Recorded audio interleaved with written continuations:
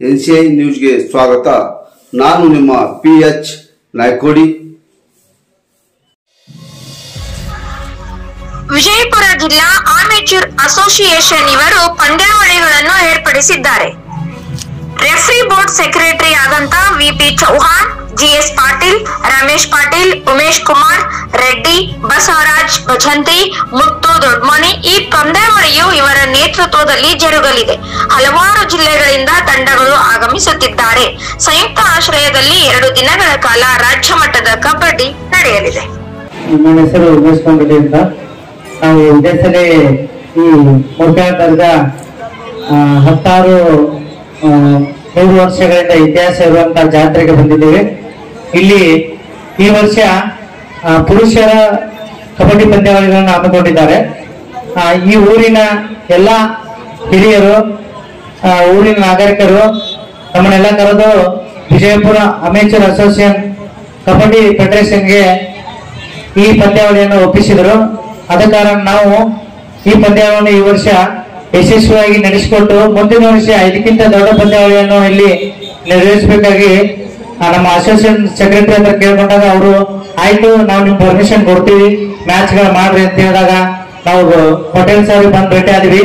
ಅವಾಗ ಅವರು ಆಯ್ತು, ನಾವು ನಿಮ್ಗೆಲ್ಲ ಸಹಕಾರವನ್ನು ಮಾಡ್ತೀವಿ, 2 ದಿನ ಊಟ ವ್ಯವಸ್ಥೆ ಮತ್ತು ಆಟಗಾರರಿಗೆ ಇಲ್ಲಿ ಇರುವಂತ ವ್ಯವಸ್ಥೆಯನ್ನು ಮಾಡ್ಕೊಡ್ತೀವಿ ಅಂತ ಹೇಳಿದ್ರು.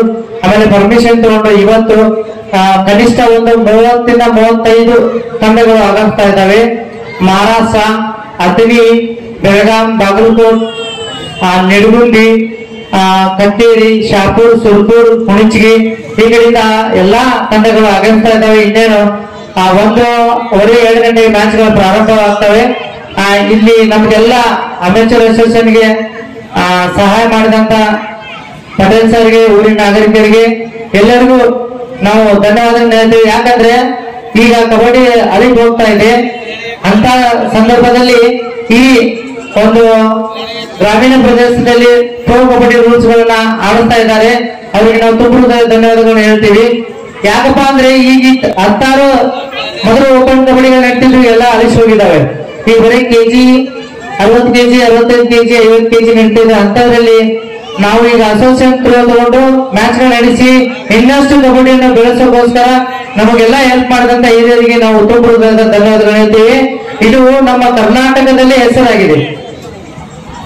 KS ಪಾಟೀಲ್ ಸರ್ ನಮಗ ಇಲ್ಲಿ ಕರೆದು ಮೀಟಿಂಗ್ ಮಾಡಿದಾಗ ನಾವೇನ್ಪಾ ಅಂತ ಹಳ್ಳಿ ಒಳಗೆ ಏನ್ ಮಾಡ್ತಾರ ಏನಂತ ತಿಳ್ಕೊಂಡಿದೀವಿ. ಆದ್ರೆ ಇದು ರಾಜ್ಯ ಮಟ್ಟ, ರಾಷ್ಟ್ರ ಮಟ್ಟ ಹೆಂಗ್ ನಡೆಸ್ತಾರ ಆ ತರ ನಮಗೆಲ್ಲ ಅವ್ರು ಸಹಕಾರ ಮಾಡಿಕೊಟ್ಟಾರ.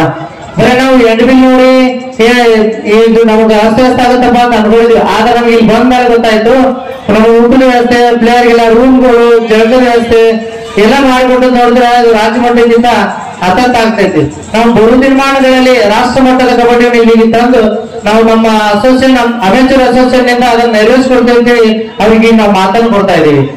Thank you. ಪಂದ್ಯಾಟಗಳನ್ನ ನಡೆಸ್ತಾ ಬಂದಿದ್ದೇವೆ. ಈ ವರ್ಷವೂ ಕೂಡ ರಾಜ್ಯ ಮಟ್ಟದ ಕಬಡ್ಡಿ ಪಂದ್ಯಾವಳಿಯನ್ನ ಏರ್ಪಡಿಸಿದ್ದೇವೆ. ಸಗರ್ನ ಕಾಳಗವನ್ನ ಏರ್ಪಡಿಸಿದ್ದೇವೆ. ಇಲ್ಲಿ ಸತತ 5 ದಿನಗಳ ಕಾಲ ಪ್ರಸಾದ ವ್ಯವಸ್ಥೆ ಇರುತ್ತದೆ.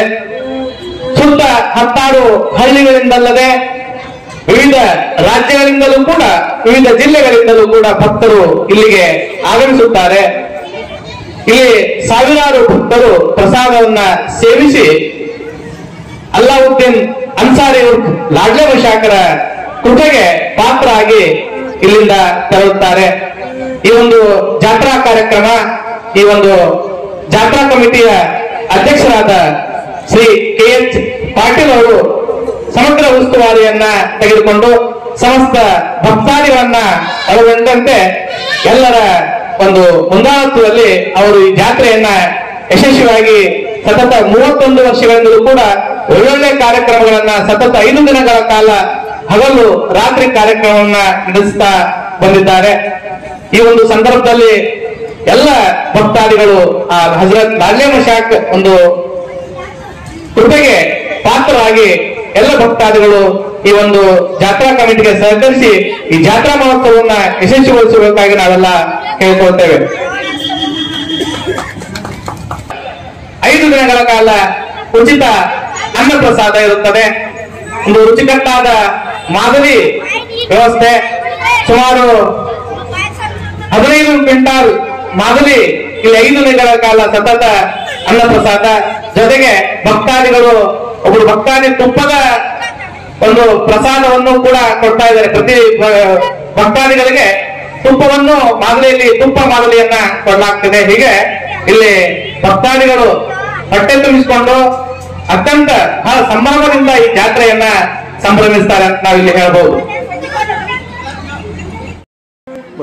ಅದರದ್ದು ಲಾಡ್ಯಂಶಾಕ್ ಜಾತ್ರಾ ಮಹೋತ್ಸವಕ್ಕೆ ಬಂದಂಥ ಎಲ್ಲ ಭಕ್ತಾದಿಗಳಿಗೆ ತಿಳಿಸುವುದೇನೆಂದರೆ ನಮ್ಮ ಕಬಡ್ಡಿ ಟೂರ್ನಮೆಂಟ್ ಏರ್ಪಡಿಸಲಾಗಿದೆ.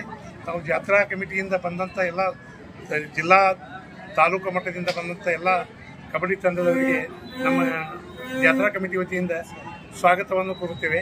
ಹಾಗೂ ಬಂದಂಥ ಭಕ್ತಾದಿಗಳಿಗೆ ಎಲ್ಲರಿಗೂ ಊಟದ ವ್ಯವಸ್ಥೆ, ನೀರಿನ ವ್ಯವಸ್ಥೆ, ರೂಮಿನ ವ್ಯವಸ್ಥೆ ಎಲ್ಲರೂ ಮಾಡಲಾಗಿದೆ. ತಾವು ಎಲ್ಲರೂ ಸಹಕರಿಸಿಕೊಂಡು ಹೋಗಬೇಕಂತ ತಮ್ಮಲ್ಲಿ ಕೇಳಿಕೊಳ್ತೇವೆ.